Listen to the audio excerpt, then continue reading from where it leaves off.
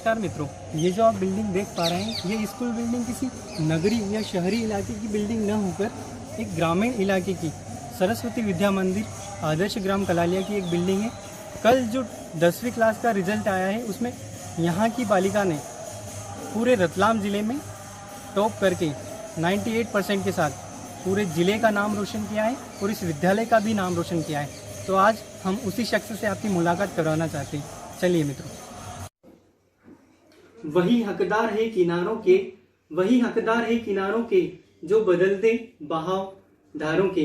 तो कुछ ऐसे ही शख्स मिस पूजा राधेश्याम जी पाटीदार, जिन्होंने पूरे रतलाम जिले में 10वीं कक्षा की बोर्ड परीक्षा में 98% प्राप्त कर अपने जिले का, स्कूल का तथा पूरे गांव का नाम रोशन किया।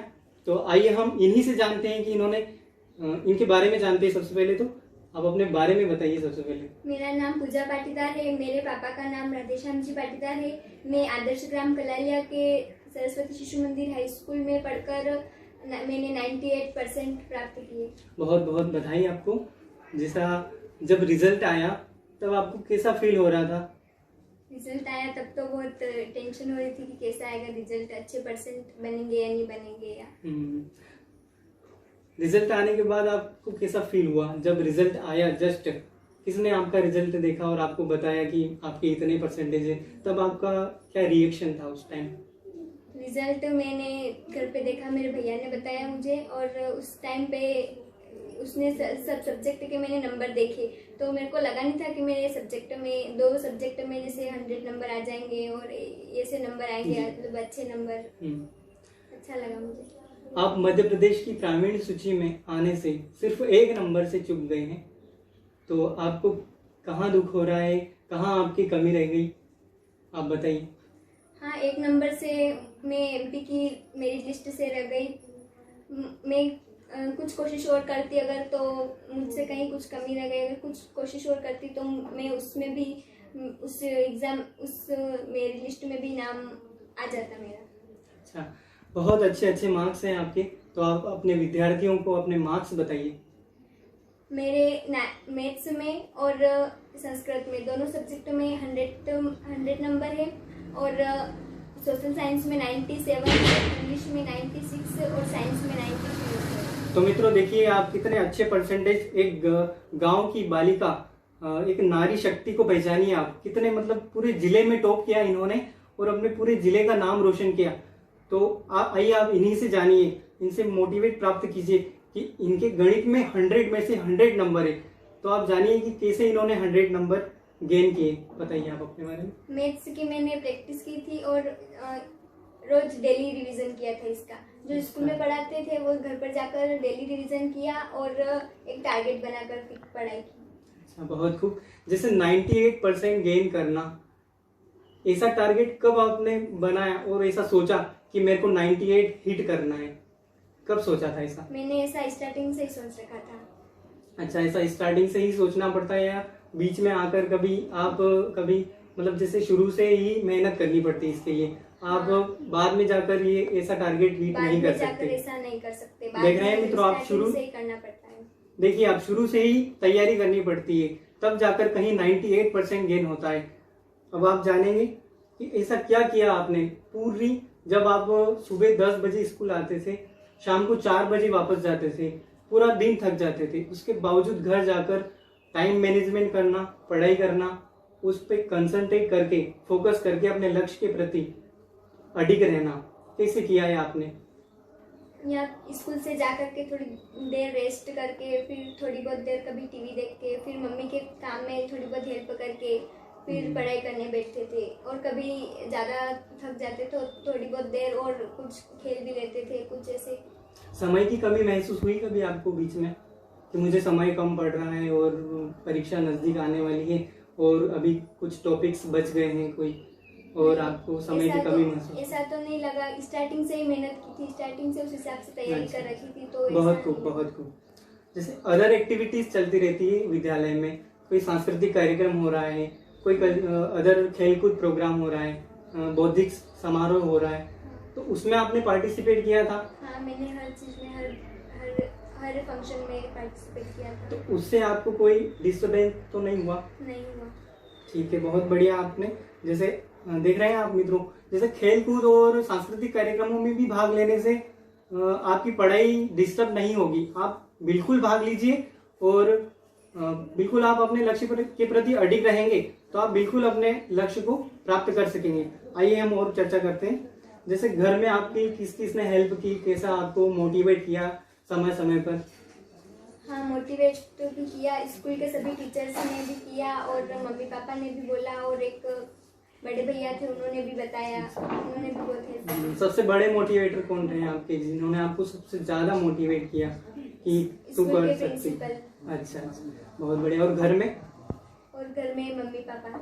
बहुत अच्छे। गेम्स में आपको कौन से गेम्स में आपको रुचि है, कौन सा गेम्स आपको खेलना पसंद है? और इसमें आप जैसे आप फ्री, आपको पढ़ने का मन नहीं है, तब आप कौन सा गेम खेलना पसंद करती थी जब आप नहीं पढ़ पाती थी तब? जब मैं फ्री थी तब लूडो घर में खेलते और यहाँ पे स्कूल में भी कभी खो खो, कबड्डी, ये ऐसे गेम खेलते। बहुत खूब, बहुत खूब।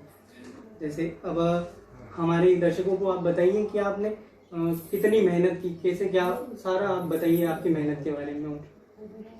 मैंने स्टार्टिंग से ही मेहनत करना स्टार्ट कर दी और फिक्स और रोज एक डेली एक टारगेट बना करके पढ़ाई की कि आज इस सब्जेक्ट में इतने चैप्टर या इतने क्वेश्चन कंप्लीट करना है। उस हिसाब से डेली का टारगेट बना करके उसके हिसाब से तैयारी की। Very good.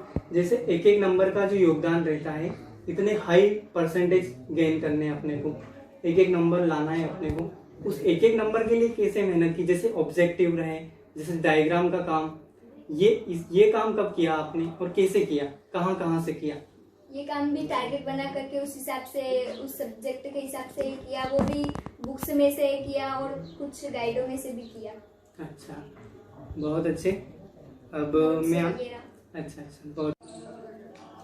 तो पूजा, मैं अब आपसे ये पूछना चाहूँगा, क्या सारे विद्यार्थी 98% गेन कर सकते हैं? हाँ, बिल्कुल कर सकते हैं। अगर वो स्टार्टिंग से ही अपना टारगेट फिक्स करके पढ़ाई करें और पूरी मेहनत और लगन के साथ पढ़ाई करें तो वो 98% तो क्या 100% भी अचीव कर सकते हैं। जैसे कुछ बच्चों को इंग्लिश में प्रॉब्लम आती है, कुछ को मैथ्स में प्रॉब्लम आती है, तो उन्हें इसके लिए क्या करना चाहिए?